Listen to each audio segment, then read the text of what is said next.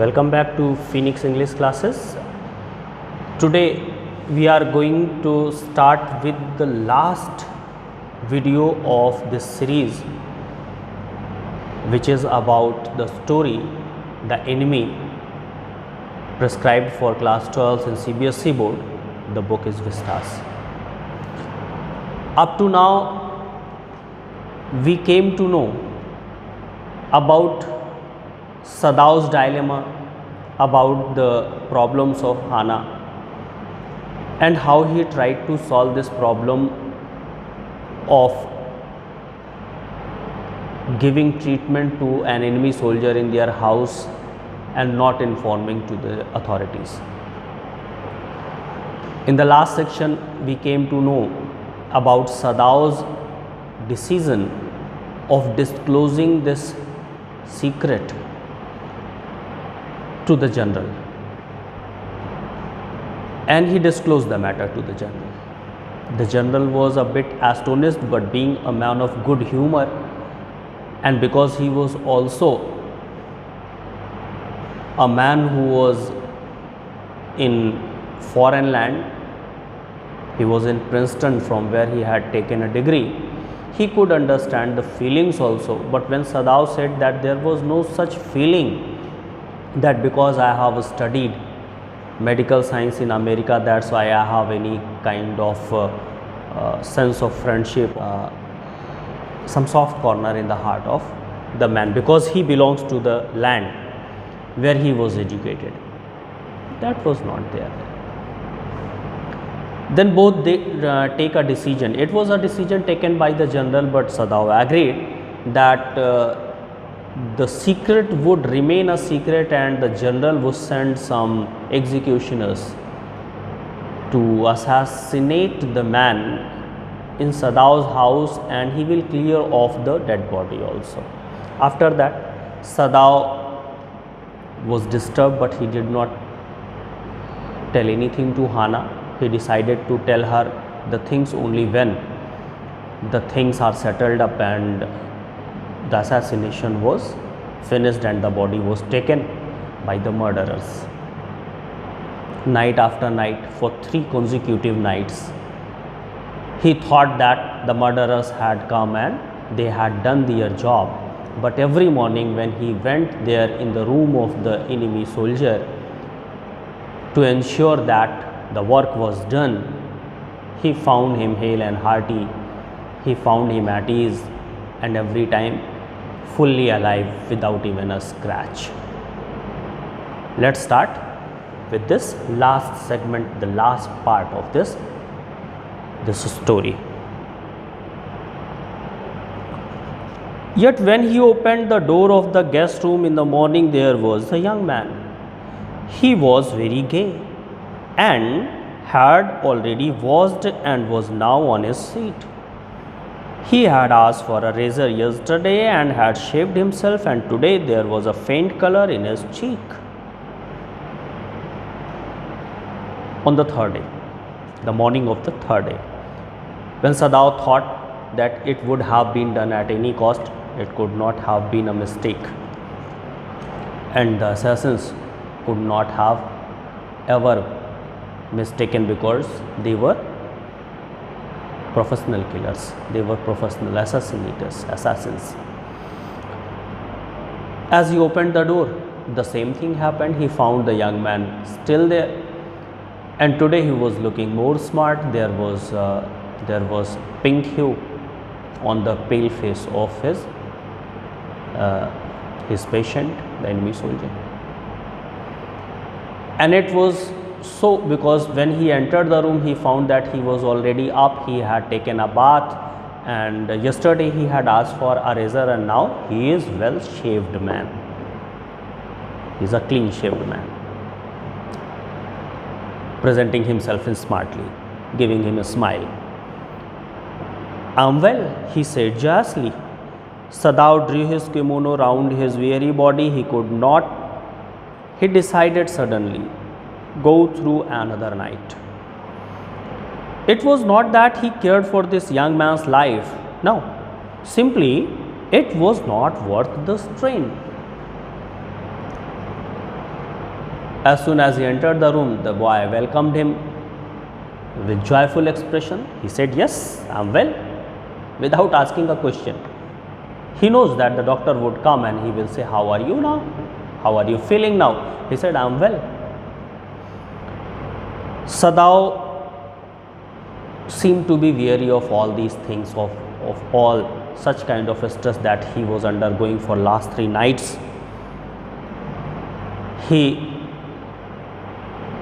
He wrapped his kimono over his body. The kimono is his night suit. And he decided all of a sudden that he could not wait for long. He could not wait for the assassins to come and do their job as it was decided by the general, and he also agreed. He thought that I cannot bear it anymore. It was not because he was thinking anything good about the soldier, that he was now once again careworn how to save his life. It was not so, but because he wanted to get rid of that stress he was undergoing, and his wife was taking stress. His wife was full of fear every time. She could not bear to see a man in uniform, and such kind of a thing was going on in the house. There was no servant available, and they cannot call the new ones. So that was the stress he decided not to bear anymore. "You are well," Sadao agreed. He lowered his voice. "You are so well that I think I put my boat on the shore tonight with food and extra clothing in it. You might be able to row to that little island not far from this coast." All of a sudden he took a decision, and he started stating what he was thinking, and it was not was his thinking. It was that he had decided. He had taken a firm decision. He said, "That's very good of you. You say that you are all right. That is very well. I do agree that you are very well." Then in a low voice he said, "I think you have got strength enough to escape from here now, and I think I should leave my boat there on the beach where you were found, and I will arrange some extra food and clothing and provisions for you. Row that boat towards the island that is seen from the sea coast there. It is not far away. Row that boat, go to that island and make an abode of refuge there, because it is not safe for you to stay here anymore. It is so near the coast that it has not been worth fortifying. Nobody lives on it because in storms it is submerged. But this is not the season of a storm. You could live there until you saw a Korean fishing boat pass by. They pass quite near the island because the water is many fathoms deep there." He gave all the details to the young man, and because young man was a soldier, he was well versed in what he was saying. He could understand between the lines. He can read between the lines. He said, "That much of provision I am providing you with my boat will be enough to send you there to the island, and the island is safe also. There is no fortifying there. There is no army or artillery deputation there. The only reason is that it is too near to the coast. They can watch from the main coast, from the beach here." And another thing that was associated with the island was that it was so low that when there is high tide, it was submerged fully into the water. There was no use of making any permanent structure or fortifying that island for the security of the nation. That's why you will be safe there, and because this is the time when there is no storm, it will not submerge into the water, and you will be safe there, and there can be a good escape for you, because from that island a number of Korean boats went. A number of Korean went passed by them, passed by that island. And if you are fortunate enough, then you will soon find a Korean boat. You can ask for the help from them, and it will be easier for you to ask help because they go very close to the island, as the island was not only small but it was also in such a geographical setup where the water, the sea water, was many fathoms deep at the verge of it. And if there is deep water, the ships can pass it closely by. The young man stared at him, slowly comprehending. "Do I have to?" he asked. "I think so," Sadao said gently. "You understand? It is not hidden that you are here." The young man nodded in perfect comprehension. "Okay," he said simply. When Dr. Sadao told him to leave the house, go to the island and try to find a Korean boat to escape from there, he started understanding everything. He could understand that the doctor is anticipating something wrong going to be happen with me. That's why he is careworn and he wants to save my life.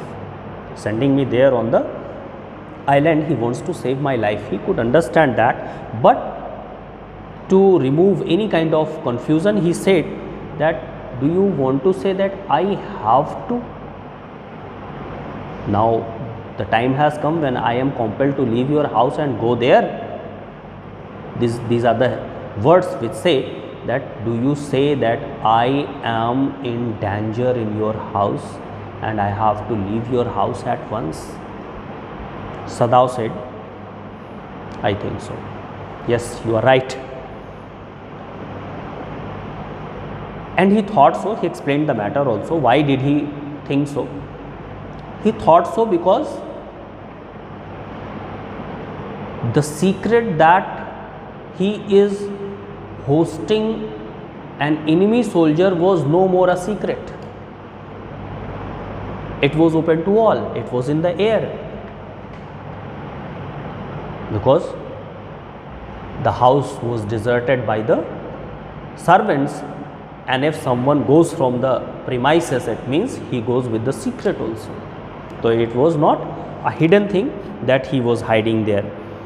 The young man could understand everything very easily. He nodded his head, he gave his consent, he comprehended everything, he understood everything and said, "Okay, I understand, I will do it." Sadao did not see him again until evening.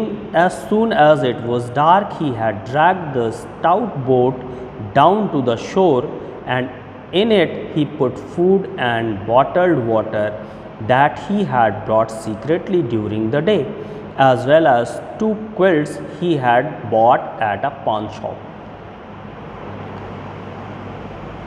After that, till evening, Sadao did not appear in that room even once. And as soon as it was dark enough, it was the evening time, but it was dark enough that what he was doing at the sea beach, what he was doing at the coast, cannot be seen from far away. He went to the coast with his boat dragging with him. It was a firm boat, it was a strong boat. He dragged it down the shore, and in the boat he made provisions for food, bottled water, and all these things he had brought secretly during the day, so that no one should doubt anything why he is collecting all these things, what he is going to do with all these things. Especially he was hiding all these things from Hana also, and he put a quilt also there, so that if he had to stay there on the island, he could not find a Korean boat so early and he had to stay there 1 or 2 days, he would be in a very difficult situation amongst the cold waves and cold air of the sea. That's why he put a quilt also that he had bought from the pawn shop. The boat he tied to a post in the water, for the tide was high. There was no moon and he worked without a flashlight. There was high tide at that time, so he had to anchor the boat. He used an anchor in the water. There was a post there, the post made up of some stone pillar. He tied the boat on that stone pillar so that the boat should not row by itself, it should not float by itself, and the man comes to find nothing. There was no moon. If it were a moonlit night, then it would have been very difficult for him to make all such provision during the night. But because there was no moon, there was dark enough, he could do it easily. But there was difficulty also. The night itself has its difficulty if there is dark, and he could not use the flashlight, otherwise someone would see what is going on there with a flashlight at the dark of night. So that could make doubt in the minds of the watchers, of the viewers, or anybody who may pass from there. When he came to the house, he entered as though he was just back from his work, and so Hannah knew nothing. Yumi was here today, she said as she served his supper.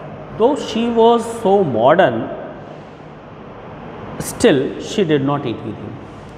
Yumi cried over the baby. She went on with a sigh. She misses him so. When Sadao came to the house, when he came back to the house, he pretended as if he were coming after his day's work. He did not want to give any sense of what he has done, what provision he has made to Hannah. He didn't want anything to be disclosed to Hannah, and Hannah could know nothing. When she served the supper that night to Sadao, when Hannah served supper to Sadao that night, she said that she said about the happenings that had happened and was important to know. She said that Yumi had come during the day. She was very sad because she was very much attached with the children, and that's why she could not stop herself and had come back to meet the children. She told all these development, that was the new development for Sadao also, giving a clue that servants want to come back. Yumi's coming back to meet the children was not only on account of the matter that she was missing the children so much, that's why she had come. She had come perhaps as the messenger of the servants. A practical message was there, there was no written message, that if you have got rid of your unwanted guest, the enemy soldier, we still are waiting to come back. That was the message behind that, which she said to Sadao with a sigh. The servants will come back as soon as the foreigner is gone, Sadao said. Sadao could understand the things, he can read between the lines. Sadao simply said the conclusion. What was the conclusion about Yumi's coming back?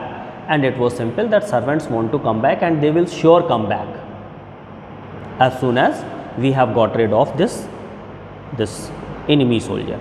He went into the guest room that night before he went to bed himself and checked carefully the American temperature, the state of the wound, and his heart and pulse. When it was the fall of night, when it became night, it was the dark of night, he went into the guest room and he checked carefully that American soldier, if he was in good health, if he was in such a state where he can row a boat and can safely go there where he wanted to send him. The state of wound was checked, it was all right. The heart and pulse was also checked, it was also good. The pulse was irregular, but that was perhaps because of excitement. The young man's pale lips were pressed together and his eyes burned. Only the scars on his neck were red. What he examined was quite good, and it assured him that the boy is hale and hearty. The heartbeat, the pulse were irregular, and it is always there when you are in excitement, because he was excited to escape from there, and perhaps he was thinking that anything can happen. The chances were there that he would escape from there safely, but there were bits of chances that he could be in danger after leaving that house. So that's why there was beat irregular, but it was on account of excitement. And his pale lips were pressed together, his eyes burned. There was a kind of flash in his eyes. It seems that his eyes were warm, but they were not red at all. The only thing that was red was the scar on his neck. I realize you are saving my life again, he told Sadao. Not at all, Sadao said. It is only inconvenient to have you here any longer. He had hesitated a good deal about giving the man a flashlight, but he had decided to give it to him after all. It was a small one, his own, which he used at night when he was called. There was a small conversation that took place between the enemy soldier and Sadao, because the enemy soldier can understand everything now why he is so eager to send him to that island. He said that this is the second time, doctor, when you are saving my life. First time when I was found there almost dead, you operated me, you treated me kindly, you have given me the best kind of treatment you could give, and you saved my life. You brought me back to life, and today also I can understand there is a danger to my life if I stay here in your home, and once again you want to save my life. I am very thankful to you for such kindness that you saved my life twice. I know all this exercise was going on to save my life. Sadao said, no, not at all. This is not my intention. It is only inconvenient, because if you live here, that will be inconvenient for us. That will surely drag us into the trouble. That's why I am trying to get rid of that. I am not saving your life. He is not taking any credit of that, because if he takes the credit of saving his life for the second time, that is the point to think over. It would be as if he were a traitor and he was trying to save the life of an enemy soldier that he should not do at any cost. That's why he said, I am not saving your life, but I am saving my own house and my own family from being plunged into a trouble that is inevitable. There was a hesitation, a lot of hesitation in his mind if he should give him a flashlight or not, but ultimately he decided that he should give him a torch also. That was a flashlight which he used whenever he was called in the night. He gave him his personal, a small but a very good flashlight, torch. If your food runs out before you catch a boat, he said, signal me 2 flashes. At the same instant, the sun drops over the horizon. Do not signal in darkness, for it will be seen. If you are all right but still there, signal me once. You will find fresh fish, easy to catch, but you must eat them raw. A fire would be seen. Then he gave him the last instruction that were very useful for the boy. He said, if you are staying there and you've got no boat, in 1 or 2 days, surely you will be out of food, but you need not worry about it. From that island, you have to flash this light twice consecutively, but don't flash it during the night, because it would be seen from far away and there would be doubt who is giving a signal from that solitary island. So you have to select the time of the sunset when there is not dark enough that it should be seen from other people who are not looking at that direction intently as I would do, and there would not be light enough so that the flashlight should not be seen. So that will be the point when you have to flash it twice if you are out of food. I would come to know that you are out of food, and I would try to make some provisions, but don't use this flashlight in the dark night. And if you are all right, then what you have to do, at the same point of the time when the sun has set but the dark is not at all spread all over, you have to flash it one. I would come to know that you are still there on the island and you are safe and sound. If you are out of food, you can manage it by yourself also, because fish are in plenty on that coast. You can catch the fish and eat it raw. Don't try to make fire, because fire would be seen from far away and your safety would be in danger. Okay, the young man breathed. He was dressed now in the Japanese clothes which Sadao had given him, and at the last moment Sadao wrapped a black cloth about his blonde head. Now, Sadao said, all the preparations were done, and now he was the enemy soldier was wearing a Japanese cloth that was provided by Sadao himself. There was nobody else to do it. And at the last moment, what Sadao did, he wrapped a black cloth on his head, because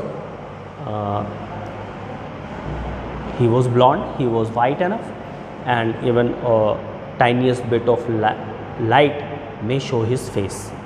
That's why he wrapped his face and hair with a black cloth and said, now you are ready, you can go. This was the kind of goodbye between them. The young American, without a word, shook Sadao's hand warmly and then walked quite well across the floor and down the step into the darkness of the garden. Then they shook hands with each other, and the enemy soldier, crossing the floor and down the steps, he went into the garden and was out of sight.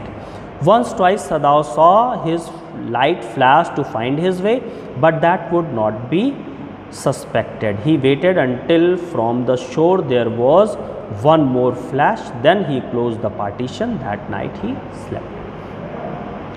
Once or twice he flashed his torch to find the way. Sadao was properly watching the things, but it was not the matter to think over, because that short period of flashing of light would not be noticed by anybody. Then at the last time when he saw that flashlight, he knew that the man was at the shore. From the shore he flashed it once to give signal to Sadao that I am safe and sound, I am on the shore. Then as soon as he was sure that he is safe and sound and he has departed, he closed the windows, he closed all the curtains, and he could sleep well on that fourth night. You say the man escaped? The general asked faintly. He had been operated upon a week before, an emergency operation to which Sadao had been called in the night. For 12 hours Sadao had not been sure the general would live. The gallbladder was much involved. Then the old man had begun to breathe deeply again and to demand food. But after that, another incident took place that was not related with the enemy soldier, it was related to the general. There was an emergency call for Sadao. The general was in great trouble and he was to be operated at once. He had to do the operation in an emergency because gallbladder was giving much trouble to the general, and Sadao did not have any other alternative. For some time when he was operating the general, he was not sure that he would be able to save the man, but God was willing, he was able to do another successful operation, and after some time the old man began to take deep breath. That was the signal that he was improving, and after some time he started to ask for food. He was hungry, it means he was all right. If you feel hungry, it means you have no disease in your body anymore. He was also treated fairly. Sadao had not been able to ask about assassins so far as he knew they had never come. When Sadao thought that he is all right, now he is asking for food, then he informed the general that the prisoner had escaped. General was taken aback. He said, "What are you saying? He escaped? He was not killed." Oh, that's the pity. Sadao had not been able to ask about the assassins so far as he knew they had never come. The servants had returned and Yumi had cleaned the guest room thoroughly and had burned sulfur in it to get the white man's smell out of it. Nobody said anything. Only the gardener was cross because he had got behind. This is called chrysanthemums. Chrysanthemums is a kind of flower that is very beautiful. You say it guldaudi. Guldaudi is chrysanthemums. Let's see the text. After telling him that the man had escaped, he saved his conscience. Although general was not happy with the notion, yet he could not do anything. Sadao could not ask general because he was not in good health and he did not want to give him stress either. He could not ask what had happened to your assassins.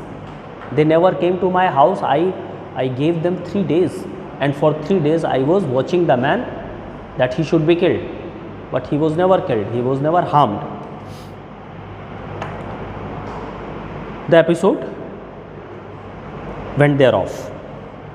The episode was closed there. Sadao thought that they had never come, the assassins had never come. He came back to his house. The servants also returned. Yumi once again joined them and she properly cleaned the room of that enemy soldier. That was actually Sadao's father's room, but we know about this room as the enemy soldier's room. She cleaned it thoroughly and burned sulfur so that any kind of a smell of that white man should not be there lingering anymore. And nobody got a smell, nobody got any idea about the soldier, where he had gone, what had happened with that man. All came back. Nothing was said at all about, nothing was talked about that enemy soldier. But there was gardener who was a bit irritated, only because it was the time of gardening the chrysanthemums and he was lagging behind in his work. But after a week, Sadao felt the general was well enough to be spoken to about the prisoner. "Yes, Excellency, he escaped," Sadao now said. He coughed, signifying that he had not said all he might have said, but was unwilling to disturb the general further. But the old man opened his eyes suddenly. After a week, when Sadao thought that general was well enough, he was healthier enough to discuss such grave things as he wanted to discuss, he said, "Yes, the enemy soldier escaped," and then he escaped. His cough signifies that he wanted to say something else, but he did not want to say it. He had something to say, but he was unwilling to disturb the general. He only coughed and conveyed the meaning what he wanted to say, why he had escaped, because he did not do his job. The general did not do his job. He did not send the assassins. But the old man, he heard the things, he understood the things and opened his eyes quickly. What has happened? It means the doctor wants to say that I was lethargic in doing my job. That prisoner, he said with some energy, he said, "You are talking about that prisoner. Did I not promise you I would kill him for you?" If I can remember, I think I had promised you at that time that I will provide you a kind of getting rid of it by sending my assassins. Perhaps I said so. "You did, Excellency," Sadao said. Well, the old man said in a tone of amazement, "So I did. But you see, I was suffering a good deal. The truth is, I thought of nothing but myself. In short, I forgot my promise to you." Sadao said, "Yes, Your Excellency, you promised me that you would kill him for me, but you did not." He did not say you did not. You can understand, you did not keep your word. The old man said, "Well," he was a bit surprised also. He said, well, I did it, but you see, I was suffering so much that I forgot everything. Frankly saying, I promised it to you, but I forgot it because I was so much ill, I was feeling so much of pain that I could think nothing except of my pain and getting rid of my pain. I forgot. Sorry to say that I forgot that I have done some promise to you." "I wondered, Your Excellency," Sadao murmured. "It was certainly very careless of me," the general said, "but you understand, it was not lack of patriotism or dereliction of duty." He looked anxiously at the doctor. "If the matter should come out, you would understand that, wouldn't you?" He said, "Certainly it was my carelessness that the man escaped." General accepted. "But you can understand that I am a patriot and there was no lack of the sense of duty, that I had the duty, I had the responsibility to kill him. You know it very well that I was willing to kill him.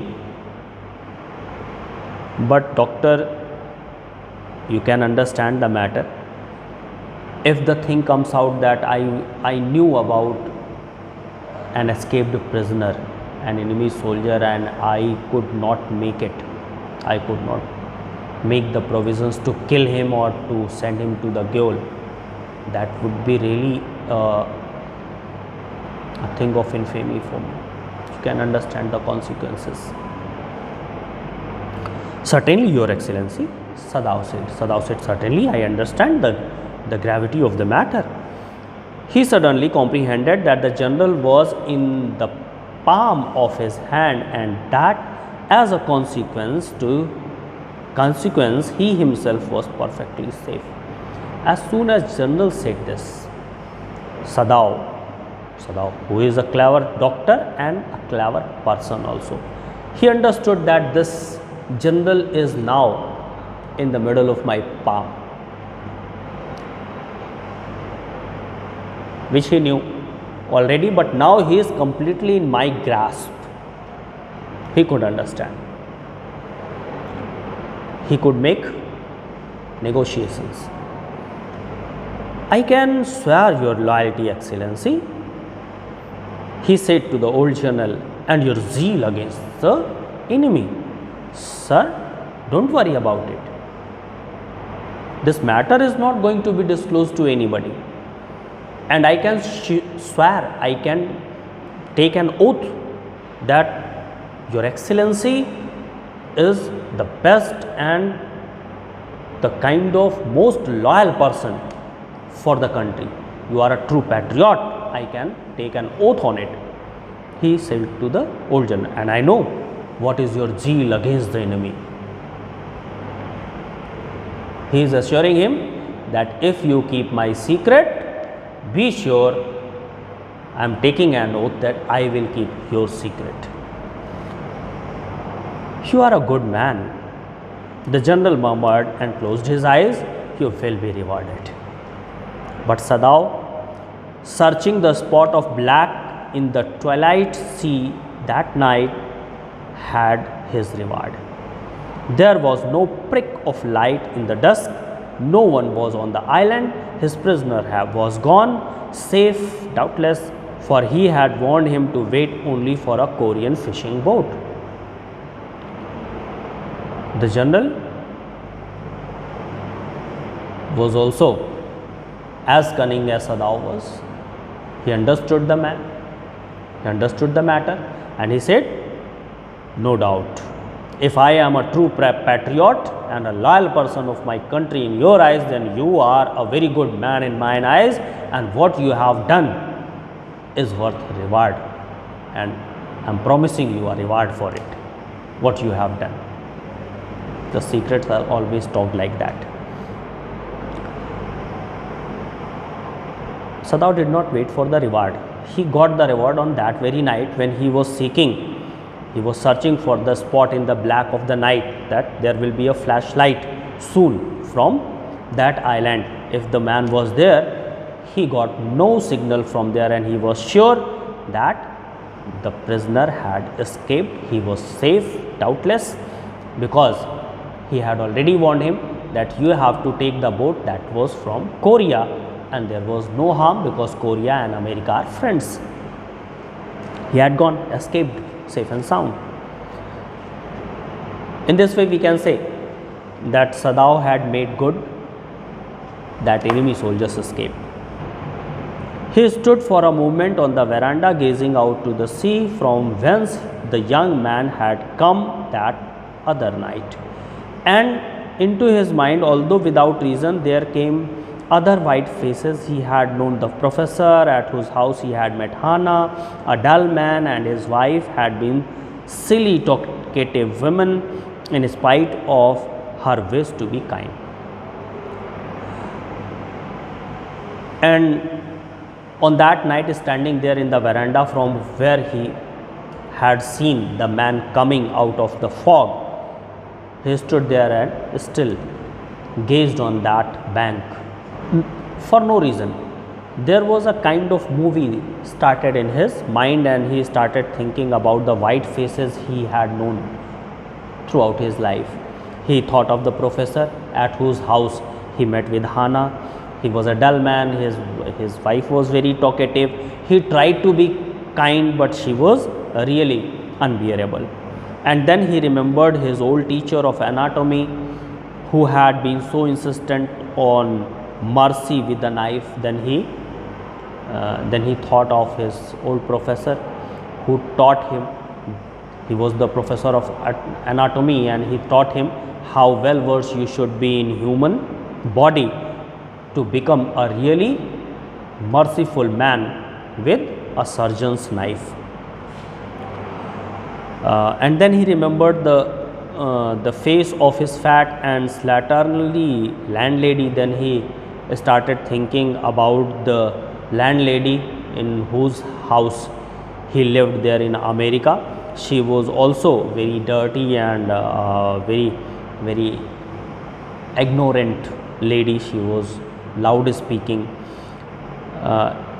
He had great difficulty in finding a place to live in America because he was a Japanese, and he thought of the matter that because he was a Japanese and Americans did not like the Japanese people, that's why it was very difficult to find a place where he could live for his studies. And that very vociferous lady, that very vixen kind of a lady who was very dirty also, she gave him place to live.